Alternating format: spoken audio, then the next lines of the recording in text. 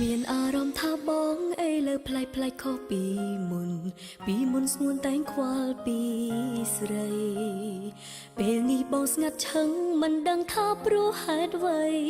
តើបថ្លៃមិនខលមករកអូនតែទៅច្រើនដងហាក់ដូចបងមិនចង់លើកទេឬមាសមេមានគេហើយស្ងួន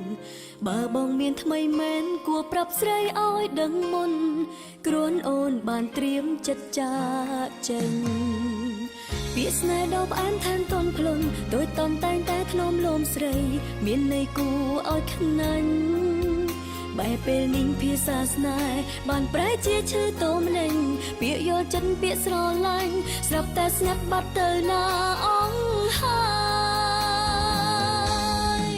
តើក្នុងទូរស័ព្ទបងអស់ឡើយឬអូនអងដំឡាយសូមប្រាប់មកថ្លៃស្រីមិនខឹងនឹងបងឡើយបើក្នុងចិត្តបងលែងមានអូនស្ងួនឈប់ស្នេហ៍ស្រីហើយមិនអីត្រាំត្រើយយើងអាចចែកផ្លូវគ្នាបើឈប់ស្រឡាញ់ប្រាប់អូនតើកុំឲ្យអូននៅចាំស្រីពីបាក់ទ្រាំពេលបងប្រែផ្លែកពុំងារព្រោះស្នេហ៍អូនដូចប្រឈមមុខទៅនឹងក្តីទុំក្រំគ្រាកុំចង់បែកគ្នា